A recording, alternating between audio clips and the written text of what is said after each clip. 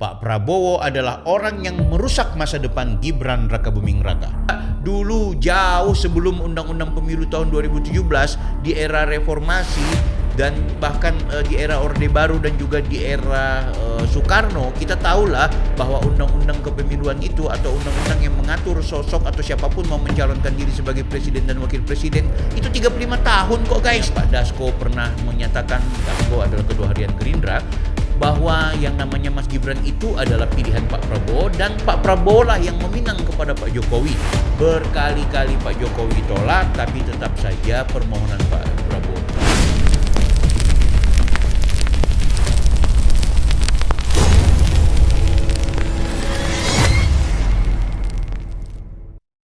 Gibran Rakabuming Raka menghancurkan masa depannya hanya untuk Pak Prabowo.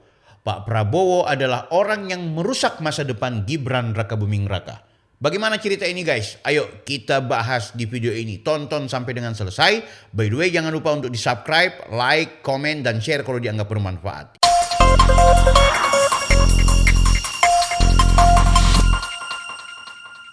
Halo guys, Anda kembali bersama saya lagi Bang Bill. Di video ini aku mau mengajak ke kalian untuk mari kita mencoba merefleksikan eksistensi seorang wakil presiden Gibran Rakabuming Raka. Ya, aku jujur di awal-awal kanal YouTube ini, di saat aku diskusi atau membahas soal isu-isu politik nasional, aku pernah mendiskusikan dan pernah membahas soal sosok Gibran. Aku bahkan pernah menyebut Gibran ini sebenarnya pemimpin muda yang berjiwa emansipatoris. Artinya orang yang punya kemampuan untuk menjadi leader yang hadir di tengah-tengah masyarakat, yang mampu membaca peta-peta keinginan, kebutuhan, dan apa yang menjadi agenda masyarakat. Dan itu terlihat ketika beliau menjadi seorang wali kota di Solo. Nah kali ini coba aku mau mendiskusikan tentang benarkah Gibran Rakabuming Raka ini adalah korban dari Pak Jokowi? Atau jangan-jangan korban dari Pak Prabowo? Aku mau bilang keduanya adalah tokoh yang tentu menjadi inspirasi dan panutan dari sosok Gibran. Baik Jokowi dan Pak Prabowo yang kita tahu sebagai orang yang berteman akrab walaupun dulu punya sejarah sebagai rival. Tapi Gibran tentu mempelajari bagaimana kepemimpinan seorang ayah yaitu Pak Jokowi ketika menjadi presiden. Dan bagaimana juga kepemimpinan sosok Prabowo yang notabene-nya hari ini adalah presiden beliau dan beliau adalah wakil presiden. Nah kali ini aku juga ingin mengajak kepada teman-teman semua, yuk kita tepis yuk seolah-olah Gibran ini haus kekuasaan. Aku juga ingin menepis bahwa bukanlah Pak Jokowi yang berkeinginan untuk bagaimana kemudian anaknya menjadi wakil presiden hingga beliau pun mengintervensi Mahkamah Konstitusi. Kita tahulah kemarin sang Profesor Indrayana Deni ya, yang kita tahu beliau adalah dari Demokrat kemudian menjadi lawyer, menjadi advokat. Hari ini atau belakangan pernah mengeluarkan pernyataan bahwa bagaimana Pak Jokowi itu mengutak-atik hukum hanya untuk kepentingan kekuasaan spesial dalam rangka menjadikan Gibran sebagai wakil presiden untuk menemani Prabowo. Walaupun banyak keterangan, banyak informasi, banyak klarifikasi termasuk dari pihak Pak Prabowo itu sendiri, Pak Ketua Hariannya Pak Dasko pernah menyatakan, Dasko adalah Ketua Harian Gerindra, bahwa yang namanya Mas Gibran itu adalah pilihan Pak Prabowo dan Pak Prabowo lah yang meminang kepada Pak Jokowi. Berkali-kali Pak Jokowi tolak, tapi tetap saja permohonan Pak Prabowo ini betul-betul begitu getol. Ya yakinlah bahwa Pak Prabowo juga sudah menghitung kalau bukan Gibran sebagai wakil presiden maka dipastikan kekuasaan atau RI 1 tidak akan pernah dimiliki oleh Pak Prabowo. Tentu itu hitung-hitungan politis dan Pak Prabowo begitu berjiwa besar, beliau mau memposisikan seorang Gibran kendati berada di usia paling jauh dari usianya, tetap dia hargai dan dia hormati, bahkan dia bermohon agar kemudian Pak Jokowi menyerahkan sang anak agar bisa jadi wakil presiden. Tapi bukan itu yang paling pokok guys. Aku ingin mengajak kepada kita semua, coba kita flashback bahwa Pak Jokowi adalah orang yang sejak awal memastikan kalau dia sudah purna tugas dia akan kembali ke Solo. Ingat, Pak Jokowi bukan cuma presiden, bukan cuma seorang ayah. Dia adalah seorang kakek. Dia adalah orang yang memastikan ingin hidup bersama anak dan cucu-cucunya setelah sekian lama dia menjadi pemimpin di negara Kesatuan Republik Indonesia. Tidak hanya presiden, bahkan beliau menjadi gubernur walaupun cuma beberapa tahun, dan yang paling spesial beliau juga adalah seorang yang disebut sebagai wali kota. 2 periode. Solo guys. Nah, coba kita hitung. Seorang kakek juga punya naluri ketika kemudian dia kepingin pindah ke Solo, artinya dia ingin bagaimana memasang seorang Gibran Rakabuming Raka dari wali kota Solo, dia akan poles agar ke depan bisa memposisikan diri sebagai orang nomor 1 di Jawa Tengah, yaitu provinsi. Bukan lagi kemudian langsung ke presiden atau wakil presiden, melainkan berkarir dulu dari wali kota 2 periode, setelah 2 periode kemudian canangkan untuk jadi gubernur Jawa Tengah, bisa saja 1 atau 2 periode, dan selanjutnya silakan berkarir secara nasional. Itu adalah impian seorang ayah guys, dan itu juga impian dari seorang cucu. Kenapa Pak Jokowi senang sama cucunya? Karena ya udah bayangkan tuh kalau seandainya Gibran berada di nasional atau ada di Jakarta, bagaimana kesenangan dia bersama cucu itu pasti akan terhalang. Begitu juga kalau seandainya Gibran itu jadi gubernur di Jawa Tengah atau tetap menjadi wali kota Solo untuk periode yang kedua, maka dia juga pasti akan menikmati masa-masa akhirnya dengan kemudian dia akan menikmati masa-masa tuanya bersama sang cucu. Kakek, ya ini gue nih kalau kakek nih ya, sesayang-sayangnya gue sama anak, sama putra-putri, tetap juga lain lagi kisah sayang dan kisah cinta dari seorang kakek kepada cucu-cucu guys. Nah Pak Jokowi ini bermimpi bagaimana kemudian Gibran menjadi gubernur. Dia akan poles bagaimana Gibran juga akan berkuasa di Jawa Tengah. Sehingga dia pun selain mau menjaga karir dari seorang anak, dia juga ingin bagaimana dekat dengan keluarganya. Spesial para cucu. Nah ini yang sebenarnya secara psikologis tentu Pak Jokowi berharap Gibran itu punya karir politik yang cemerlang. Jadi tidak langsung ujuk-ujuk menuju kepada posisi wakil presiden atau presiden. Namun guys, yang kita ketahui bersama bahwa Pak Prabowo membutuhkan Gibran. Pak Prabowo itu membutuhkan orang yang bisa mendampingi dia agar bisa memenangkan percaturan pemilu di tahun 2024 kemarin. Anda bayangkan kalau seandainya Pak Prabowo tidak cekatan dan tidak dengan cepat memilih Gibran, maka kita pasti akan melihat belum tentu Pak Prabowo bisa memenangkan pertarungan di pemilu tersebut. Inilah yang akhirnya nampaknya juga dalam hitungannya Pak Jokowi mewajarkan dan akhirnya mengiyakan keinginan Pak Prabowo. Bukan keinginan Pak Jokowi, apalagi Pak Jokowi mau mengintervensi Mahkamah Konstitusi. Kalau kemudian ada orang yang mau melakukan JR, judicial review terkait undang-undang yang berkaitan dengan usia presiden atau wakil presiden yang seharusnya 40 tahun tapi dibikin 30 atau 35 tahun, itu adalah hal yang sifatnya konstitusional. Aku misalnya kepingin mencalonkan diri sebagai wali kota, tapi wali kota itu syaratnya 45 tahun, usia aku masih 40 tahun. Ya sebagai orang yang berkeinginan untuk menjadi wali kota, ya aku bisa saja datang ke Mahkamah Konstitusi, atau mungkin aku meminta bantuan teman-teman hukum, kalian dong datang ke Mahkamah Konstitusi, minta tolong sama Mahkamah Konstitusi ya bahwa anak bangsa butuh yang namanya jabatan wali kota, tidak boleh dibatasi hanya pada posisi usia 40 tahun ke atas. Kita-kita yang 40 tahun juga atau mungkin 40 tahun ke bawah selama punya kemampuan, tolong dong diberikan ruang. Ya itu yang terjadi juga di Gibran Rakabuming Raka. Ketika ada sosok mahasiswa atau siapapun yang kemudian mendatangi Mahkamah Konstitusi meminta di judicial review atau di JR kepada Mahkamah Konstitusi, ada pasal yang berkaitan dengan undang-undang pemilu kalau bisa diubah agar kemudian tidak terjebak pada usia ke-40 tahun. Toh juga dulu jauh sebelum undang-undang pemilu tahun 2017 di era reformasi dan bahkan di era Orde Baru dan juga di era Soekarno, kita tahulah bahwa undang-undang kepemiluan itu atau undang-undang yang mengatur sosok atau siapapun mau mencalonkan diri sebagai presiden dan wakil presiden itu 35 tahun kok guys. Silakanlah kalian pelajari bagaimana undang-undang itu ada kok bahwa ternyata usia 35 tahun sudah bisa jadi presiden dan wakil presiden. Bahkan di 60 negara lebih yang ada di dunia ini itu memberikan ruang mereka yang berusia 30 tahun ke atas untuk mencalonkan diri sebagai pemimpin di negaranya. Ya jadi nggak ada yang substansi soal usia itu. Nah, tapi guys, sekali lagi kita kembali ke kisah yang ingin aku ceritakan bahwa ternyata semua ini adalah kebutuhan dan keinginan dari Pak Prabowo bersama teman-teman yang ingin memenangkan dan ingin melanjutkan cita-cita perjuangan Pak Jokowi. Maka Gibran harus menjadi partner dari Pak Prabowo. Dengan cara seperti inilah kemudian akhirnya Pak Prabowo bisa memenangkan pertarungan. Tentu Pak Jokowi tidak bisa melarang. Dia pernah bilang tidak mungkin, Gibran masih anak-anak, Gibran masih karir bagus lah sebagai wali kota Solo, dan dia juga belum cukup umur, ya kan? Tapi berulang kali diminta, ditanya media, maka jawaban terakhir dari Pak Jokowi, ya kalau begitu tanya aja sama anaknya.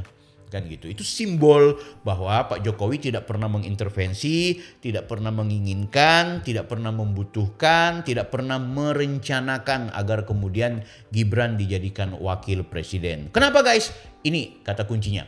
Pak Jokowi masih melihat Gibran adalah anak yang berpotensi berkarir lebih cepat. Anda bayangkan, selain soal psikologi seorang kakek, seorang ayah juga berpikir, kalau Gibran kemudian mencalonkan diri sebagai wakil presiden, maka karir politiknya itu habis. Habis. Kenapa dibilang habis guys? Karena orang kalau mau jadi wakil presiden di usia yang begitu produktif seperti Gibran, maka kalau kemudian di pemilu berikut dia tidak mencalonkan diri sebagai wakil presiden atau tidak mencalonkan diri sebagai presiden, maka orang ini karirnya habis. Padahal masih begitu muda, ya kan? Nggak mungkin lah di pemilu berikutnya dia tidak mencalonkan diri sebagai wakil presiden dan presiden, ya kan? Maka yang dia lakukan adalah harus mencalonkan. Kalau tidak, maka karir politiknya, masa dia mau jadi menteri guys? Masa kemudian dia mau jadi gubernur guys? Ya, ini bicara karir politik. Nah, sehingga itu bagi aku, kalau kemudian Gibran itu dimakzulkan atau kemudian Pak Prabowo mengkhianati keadaan dan membuat seorang Gibran tidak bisa lagi tarung berikut atau mungkin bahkan di tengah perjalanan dia dilepaskan oleh Pak Prabowo, maka sejahat-jahatnya pengkhianat di atas bumi ini adalah Pak Prabowo guys. Walaupun itu nggak mungkin ya. Kenapa aku bilang demikian? Pak Prabowo udah sadar kok ini anak masih muda, masih bisa berkarir di provinsi, masih bisa berkarir di posisi-posisi strategis lainnya. Lah malah langsung dimentokkan menjadi wakil presiden. Jadi orang tua mana yang begitu rela, yang begitu ikhlas untuk kemudian menjerumuskan anaknya yang sebenarnya masih berpotensi untuk menjadi wakil presiden.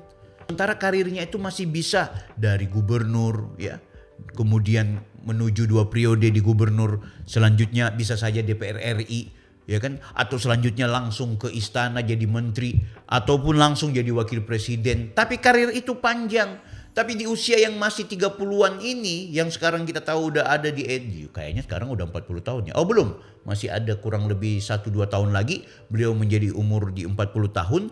Kemudian tiba-tiba langsung saja karirnya melonjak menjadi wakil presiden. Maka beliau gak mungkin kemudian turun lagi.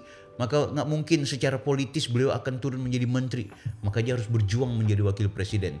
Maka yang harus dilakukan oleh Pak Prabowo adalah menjaga sahabatnya, menjaga anak dari sahabatnya, menjaga wakil presidennya ini bisa berkarir sampai dengan selesai 1 periode Prabowo Gibran, dan bahkan memperjuangkan Prabowo Gibran di periode yang kedua, atau akan mendukung Gibran sebagai presiden berikutnya. Ayo. Ini gitu dong. Jadi kadang-kadang saya rasa kasihan ya Mas Gibran yang sebenarnya beliau masih bisa berkarir secara politis, jenjang karirnya dari wali kota kemudian ke gubernur, tiba-tiba langsung jadi presiden atau wakil presiden. Maka di usia yang begitu produktif, kalau kemudian tidak mendapat kesempatan menjadi wakil presiden yang utuh bersama Prabowo, bahkan juga tidak mendapat kesempatan menjadi wakil presiden lagi atau presiden di periode berikutnya, maka dia nggak mungkin akan disebut sebagai orang yang akan turun kasta secara karir politik. Masa dia mau ke bupati, masa dia mau ke wali kota, masa dia mau kembali ke gubernur, mantan wakil presiden. Walaupun bukan mungkin dan tidak mungkin ya, tapi bisa saja secara politis kan lucu kalau mantan wakil presiden kemudian turun ke bawah menjadi gubernur. Mantan wakil presiden kemudian turun ke bawah menjadi anggota DPR. Kan gitu guys. Jadi kira penting juga untuk kita membaca bahwa kadang-kadang kita seharusnya hormati eksistensi seorang Gibran itu. Sekaligus juga kita berikan peringatan kepada Pak Prabowo. Kita berikan peringatan kepada publik bahwa ingat, Gibran adalah korban dari Pak Prabowo. Gibran adalah korban dari agenda misi politik teman-teman yang hari ini berkuasa, bukan korban dari sang ayah. Sebab sang ayah sejak awal memastikan tidak berkeinginan anaknya kemudian menjadi wakil presiden, melainkan menginginkan anaknya bisa menjadi wali kota di periode kedua atau bahkan menjadi gubernur di Jawa Tengah, dan kemudian dia pun bisa bercengkrama bersama cucu-cucu dari anaknya Gibran. Hayo kau, ini menurutku pikiran yang harusnya kita luruskan. Kan lucu kalau seandainya kita langsung menuduh serta-merta Mas Gibran ini adalah orang yang kemudian haus kekuasaan lewat keinginan dan kebutuhan sang ayah. Kalau ayahnya memang berkeinginan ingin menguasai keadaan, kenapa dia nggak persiapkan anaknya sejak awal? Kenapa dia mau mempersiapkan antara Ganjar dan Prabowo? Kalau seandainya Jokowi berharap Gibran dan juga anak-anaknya sejak awal memiliki kekuatan dan kekuasaan di istana, kenapa nggak sejak awal juga dia membuat upaya agar Mahkamah Konstitusi sejak awal mengubah undang-undang itu, kalau memang itu keinginannya. Tapi yang terjadi adalah memang dia menginginkan Prabowo bersama Ganjar itu berpasangan. Tapi sayang sekali kesombongan dari Ketua Umum Partai Demokrasi Indonesia Perjuangan yang akhirnya membuat agenda politik yang coba dimainkan oleh Pak Jokowi itu tidak bisa terjadi. Dan dalam hitung-hitungan teman-teman Gerindra, dalam hitung-hitungan konsultan politiknya Pak Prabowo, harus ada terah Pak Jokowi yang kemudian bisa memenangkan pertarungan pemilu 2024. Guys, karir Gibran masih begitu panjang. Dia bisa saja menjadi gubernur. Dia bisa saja dari gubernur, dia bisa jadi wakil presiden atau mungkin menteri. Setelah menteri kemudian dicanangkan menjadi wakil presiden, bahkan ke depan menjadi presiden. Tapi hari ini karirnya sudah tertutup. Karirnya tidak bisa lagi kemudian turun ke bawah. Walaupun bukan mungkin dan tidak mungkin, tapi biasanya dalam tradisi berpolitik kita, kalau sudah jadi wakil presiden, maka orang tidak mungkin maka pemimpin tersebut tidak lagi turun ke bawah, melainkan dia berniat untuk kembali menjadi wakil presiden atau kemudian dia mencalonkan diri sebagai presiden ke depan. Kalau dalam pandangan kalian, apakah ini strategi untuk menjatuhkan atau menghancurkan karir seorang Gibran? Tentu bukan. Tapi dengan cara seperti ini kita ingin tunjukkan kepada publik bahwa Jokowi dan keluarganya orang-orang yang masih sangat punya pengaruh di ruang publik kita. Pak Prabowo, tahankan Mas Gibran, amankan Mas Gibran sampai dengan periode terakhir. Kalau kemudian kalian punya agenda misi politik ke depan, seharusnya Pak Prabowo menggandeng Mas Gibran agar tetap kuat dan kokoh. Kalau tidak, maka Mas Gibran juga adalah orang yang pantas untuk dicalonkan sebagai presiden di pemilu 2029 nanti. Saya Bang Bill, Offside.